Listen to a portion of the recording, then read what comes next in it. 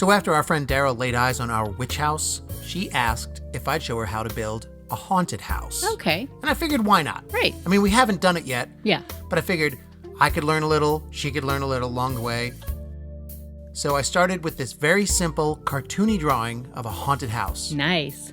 And once Daryl approved the design, Yeah. I started cutting and gluing foam core. Which is how we started the witch house. Exactly. It's just a basic foam core structure. Yeah. You can frame this with cardboard too. Right. But so far, foam core worked for us. Yes. But what we learned from the witch house was that sometimes cutting the foam will leave ragged, jagged edges exposed. Oh, yeah. So I cut down some tiny little wooden popsicle stick thingies to cover these ragged edges. Good idea. And then we had nice, neat wooden window casements. Yes.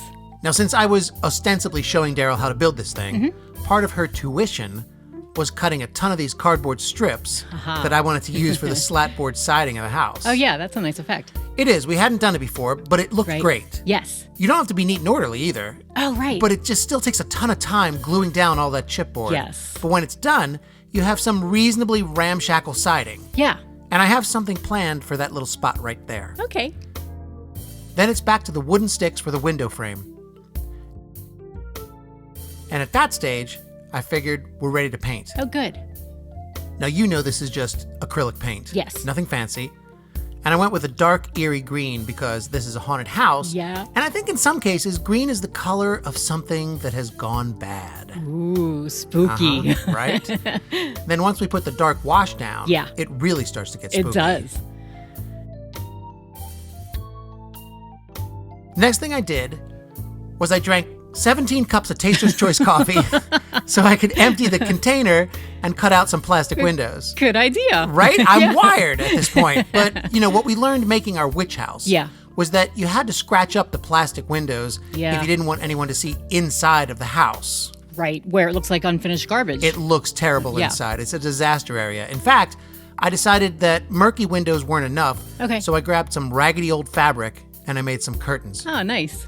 And between the windows that are scratched up and the torn up curtains, you can't really see inside the house. Right. But light can show through from the inside. Oh, that's nice. And I plan to put some light in there, so that'll work. Good. Oh, that looks tedious. Tedious isn't the word for it.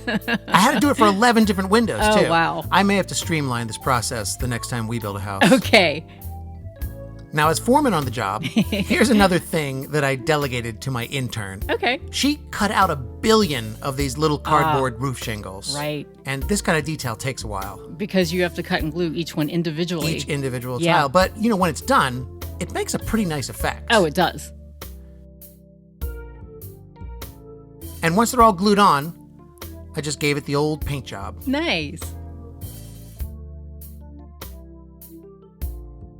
Now, you remember we had to cancel all of our parties this year, Right. where we usually have plates and plates of cocktail weenies with toothpicks in it for our guests. Of course. Right. The weenies are always a big hit. Right, everyone loves the weenies. Yes. But since we canceled all the parties, Yeah. I had all of these toothpicks left over, and I made this lovely little crib for a tiny widow baby monster. Oh, baby monster. Not really. Oh, what's his name? It's not a crib. Oh. It's the top little rail thingy for the roof of a Victorian house. What are those called? It doesn't matter. It's a nice little detail on the roof. Yeah. And it'll surround the area where I'm placing the chimney. Okay. The chimney is just painted cardboard with a little foam core around the top. Oh, okay. Roughed up to look like old concrete. Nice. So I glued it all together. Yeah. And then the whole thing gets glued to the roof of the house. Okay.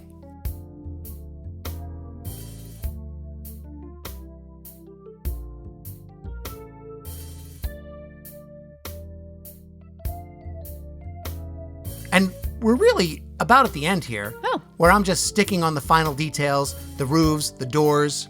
Okay. I think Daryl learned a little during this project. I know I learned a little. Oh, good. But let's take a look again at where we started. Okay. All right, so here's the original sketch. I recall. And here's the house. Nice. I think we pulled it off. Yeah. It looks pretty good. It does. The back stoop has a couple of steps. Yeah. The windows allow the light to show through. Right. And I also made a battery-powered porch light. Oh, that's nice. And while Daryl was gluing on shingles, I secretly made her this little ghost to live in the haunted house. Nice. And it wasn't easy, by the way. Oh, okay. Because I had to find the world's tiniest little man and murder him. Oh, God. So now he lives there in the haunted house. Okay. And that's it, really. Technically, my first haunted house. Nice. But I'm really looking forward to making more. Oh, me too. Yeah. And I didn't murder anybody. Oh, good. I found him that way. He was dead when I found him. Just what a murderer would say. There's literally no evidence linking me to the murder of the world's tiniest man. Woo.